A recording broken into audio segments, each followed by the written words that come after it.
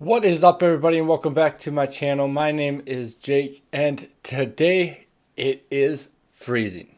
So I live in Wisconsin, and I get up to work, to go to work at like 5 in the morning, and it was negative 28 out, and that was insane. It's freezing here. I think it's back down to zero now, or up to zero now, but that is crazy. And then on top of that, guys, I was at work. I was working for a minute, and I feel like crap. Uh, just being honest. So if this video is a little low energy, that is why. For some reason, I had a heart rate of 140. Right now, I have a heart rate of 125. So it's just for no reason, but it's giving me a splitting headache, and yeah. So I am drinking a lot of water. I hope that helps. But that being said, I want to talk about today my top 5 holdings. Now, I've gone over this a couple times in the past, but recently I've been getting a lot of people asking me what to invest in. And of course, these are not by any means my suggestions. These are just something I can show you guys, that I can show you what I have my money in. So where I am sitting the highest per my equity, right? And again, not investing advice at all or anything like that. It's just this is where I have my money sitting right now.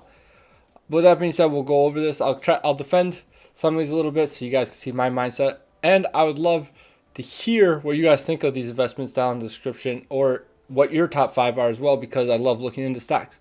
But I'm going to show you my top 5. So make sure you leave your top 5 down below. But with that being said, let's get into this. So we will jump over to Robinhood here.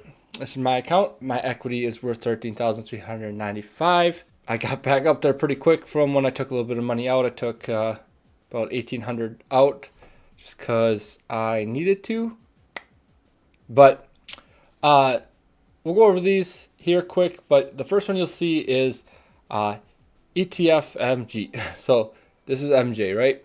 We'll click right on here. So this is a cannabis stock.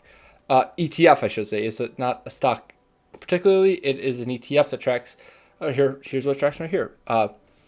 MJ tracks a market cap weighted index of global firms engaged in the legal cultivation, production, and marketing or distribution of cannabis, cannabinoids, or tobacco. They are a market cap weighted index, and they are taking a bucket of cannabis stocks and they are lumping them into one, and you can buy them and they'll buy them on your behalf like a normal ETF, right? These guys do pay a dividend. I'm a dividend investor. That's why I invest in these guys. But I also believe that once cannabis becomes legal in the U.S., where of course I am, this is going to take off. All cannabis is going to take off. And I know cannabis had a little bit of a run here because of things like Wall Street bets, and that's why this one's down a little bit here. I can even show you. It kind of did a little shoot up, and I think at one point my profit was like 780. But again, I'm not a swing trader or a day trader or anything. I am here to hold on to this. So my average price is $14.51. So I have $995.60 of market value in it right now. So that is my first one. Now, if we go back, we will go to Microsoft is my second one. I have $981.16 in these guys. Now, again, I've talked about this over and over. Microsoft is my go-to. Obviously, I'm on a Windows computer. You guys know what Microsoft does. They make Windows. They make Xbox. They do a ton of stuff in the tech industry. But they also pay a dividend. So that is one of the main reasons I got into these guys. I was looking for a tech company that paid a dividend. Apple and Microsoft are big ones that pay. There's a small dividend, but it pays a dividend still. And I expect these companies to continue to grow, right?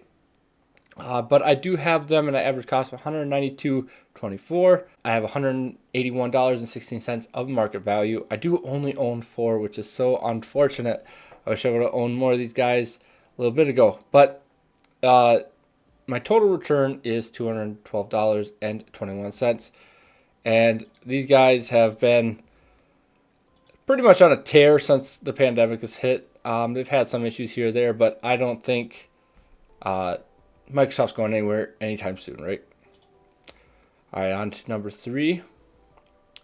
We have Simon Property Group. Now, I've talked about these guys a ton on my channel. I like Silent Property Group. They are more of a recovery play. Hopefully, when things pick up in the hopefully near future here from the old coronavirus, we will see a tick back up. So you can see that they were right before the COVID really took over. They were right around 142. So they've kind of took a nosedive from there, and they've kind of been up and down all over the place for a little bit. Now they're kind of on a little bit of a tear too, but they have they're basically the malls. So they rent out, or they're the property managers of any real estate basically. So this is a REIT of any. Silent Property Group it operates as a self-administrated and self-managed real estate investment trust. So they are a trust. They manage the retail real estate property. So anything that's a mall, basically, that's what these guys are. These guys are also in talks. I don't think it's gone through yet with Amazon to hopefully have small fulfillment centers within these small areas they own within a shopping mall, for example. I do own $874.64 in market value. My average cost is $69.74. I do only own 8 of these. Another one I wish I would have bought more of, but again, these are a recovery play. And my total return on these guys is $316.73, so 56%. That's pretty good. Apple. So I just mentioned these guys. Of course, Apple is a crazy company. I use, again, Microsoft things. I have an Android phone, but my wife and her entire family, again, love iPhones. And my family, after I left the house, my mom and little brothers and sisters and all got iPhones. So they're really creeping up in my life personally. I am probably going to stick with Android phones. I'm almost 30, so why would I switch now? But I still like Apple. I still like things they're doing when it comes to innovation and security and everything like that. But I personally just don't use them. But I do see the value in this company. And there's lots to talk about their Apple Car and all that jazz, but hopefully they come out with something. That'd be kind of cool to see. But you guys, of course, know who Apple is. They make the smartphones. They make, obviously, the wearables. They make iPads, iPods, stuff like that from back in the day.